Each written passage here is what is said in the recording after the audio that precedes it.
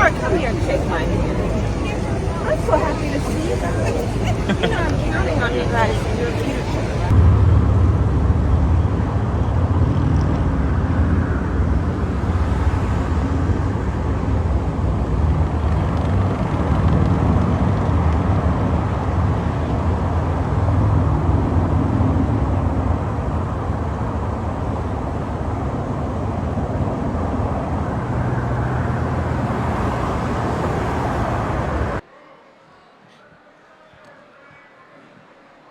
And finally, it is my distinct honor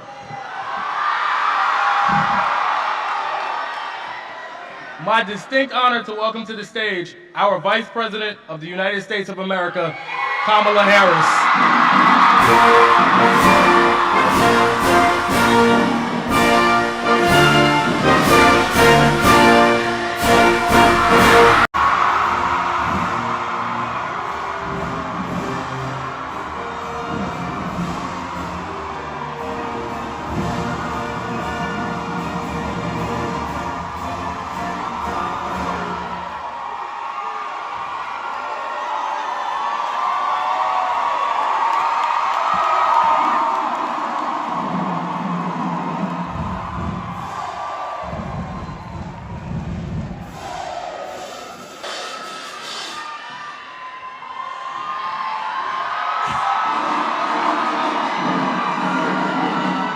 Hello, Atlanta. Morehouse. Good afternoon, everyone. Good afternoon.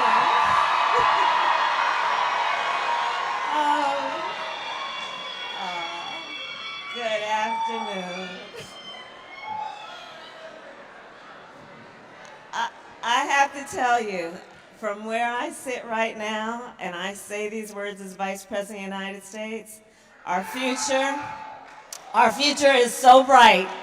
Our future is so bright. So bright. Wow. Wow. I love you back. This is so amazing. One, we are so honored to be here with you all today. I didn't know if I should curtsy or what when I saw you. I was like, the Queen is here! The Queen is here. We're so honored to have you. You all have been turning up. I've been hearing y'all all day. It's been amazing to hear you all, so thank you so much for the energy. And we are going to get into this conversation because one, this is a monumentous occasion.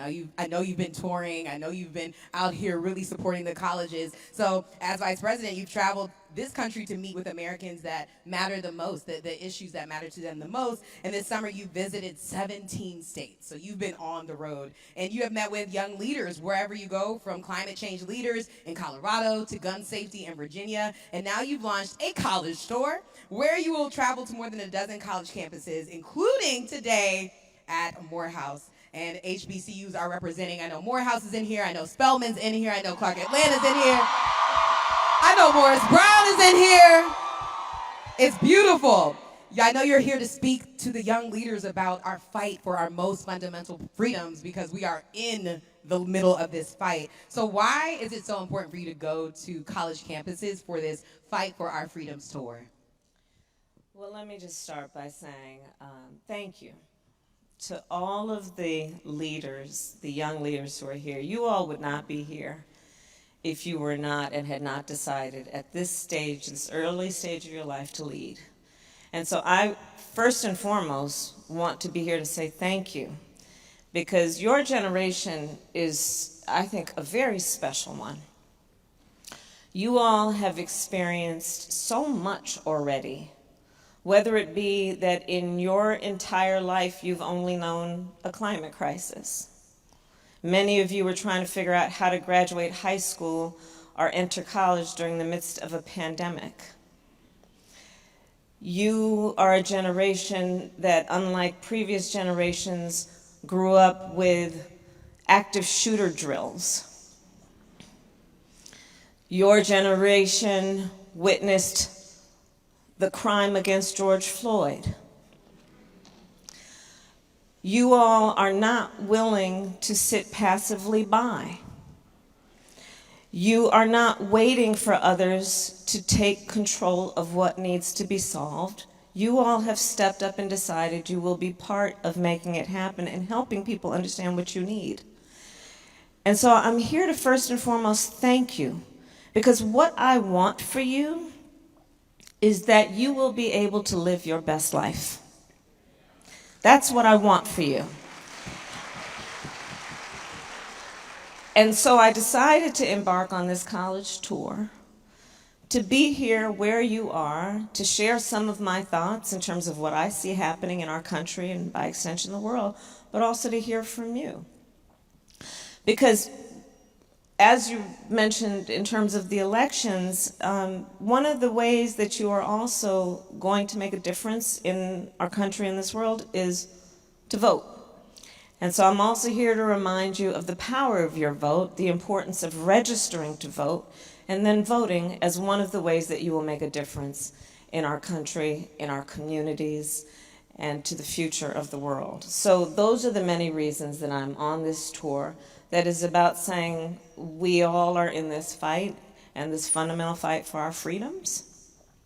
And this is not a time to sit passively by while there is what I believe a full-on intentional attack against hard-won, hard-fought freedoms and rights. And so I'm here to work with you and to say thank you for all that you are doing as the leaders in our country who are going to make the difference. Amazing. Amazing.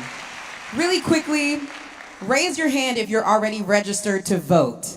Yes! Amazing! Now, who in here is going to register if you're not already registered? Okay, that's all right. I like your honesty. You should absolutely get ready to get registered to vote. This is going to be serious at the local level and, of course, the election year next year. And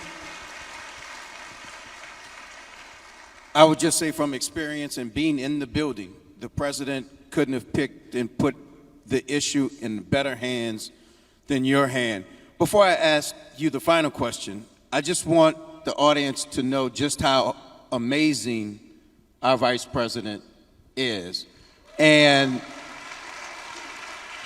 what she never does and what the president never does is to beat their chest and talk about the amazing accomplishments of this administration.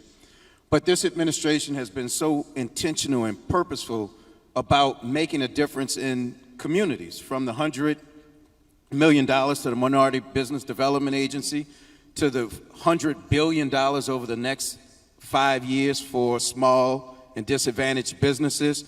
And when the vice president said it, I'm not sure you all could hear whether it was an M or a B, but the $7 billion to HBCUs. That's major.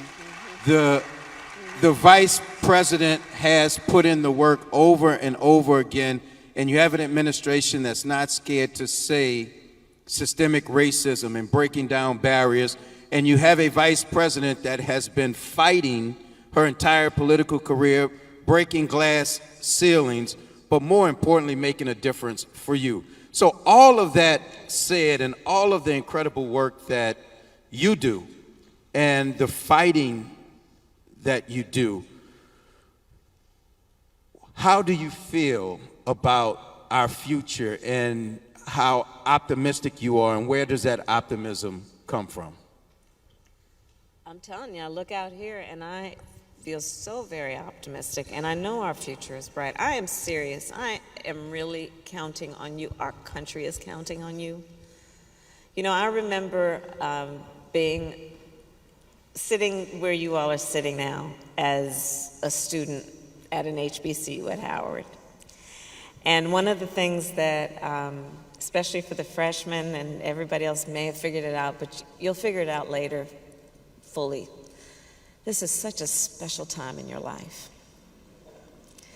When I was sitting where you are now, I didn't realize I was sitting next to people who I would be godmother to their children. I didn't realize I was sitting next to people who I would be in their wedding. I didn't realize that one day I would be in Paris at the subway And on the one side, waiting for the train to come, and I looked on the other side where the opposing train was, and there was one of my classmates, and we waved. I had no idea when I was sitting where you're sitting on how much this moment prepared me for leadership. And that's one of the reasons I wanted to be here, to just remind you of the special time in your life you're in right now. I want you all to also take away from this a moment sometime during your time here to take a look around, whether you're in the auditorium with each other or at a party or wherever, but to look at this and to remember you come with people, you come from people. Because I promise you, each one of you, if you've not already, will have an experience where you're going to walk into a meeting room, a boardroom, a courtroom, and you're going to be the only one in that room that looks like you or has had your life experience. And what I want for you is to remember that we are all in that room with you, applauding you, and expecting and demanding you will walk in that room with your chin up and your shoulders back, carrying the voice of all the people who are so proud of you and who you represent. I want for you, when I say I want you to live your best life, that you will go out into this world and never hear what you will hear, which is those who will tell you, there's never been anybody like you that's done that before. Oh, you're too young. Oh, that's going to be a lot of hard work. Oh, they're not ready for you. And I want for you that you will never hear those things. I like to say I eat no for breakfast. And do. I don't hear no. And so, but I already know this about this generation of leaders. You guys don't hear no either. And so you give me great optimism because there are great challenges in our world right now, and you are up to meet them. And to do it with a sense of optimism, to know what can be, unburdened by what has been. Know that it is worth it to lead, to be engaged, to organize, to mobilize. Know what you already know, which is that you are role models. And there will be people you don't even realize who will be watching how you do what you do in a way that inspires them to be on the path that you have laid. And so you just keep leading. I'm counting on you. And I am so very optimistic about what we can do and what we will do, because we're all in this together. So I thank you, all the leaders who are here, for all that you are. Thank you.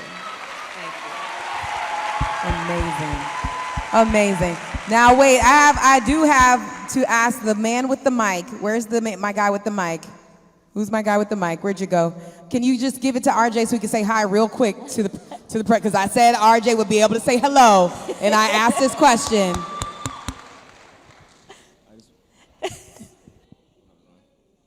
There we go. I think it's on. Oh, hi, Madam Vice President. I just want to say hi.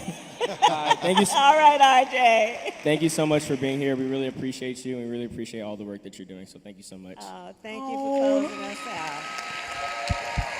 We love you, RJ. He waited. He stood the whole time. We thank you all so much. Y'all, we are in the presence of history right now. One more time for the first Black woman to ever hold the office of Vice President of the United States. Don't leave, y'all. We're going to take a selfie. Don't miss the history, okay? We thank you all so much for joining us. I'm going to get it on my phone.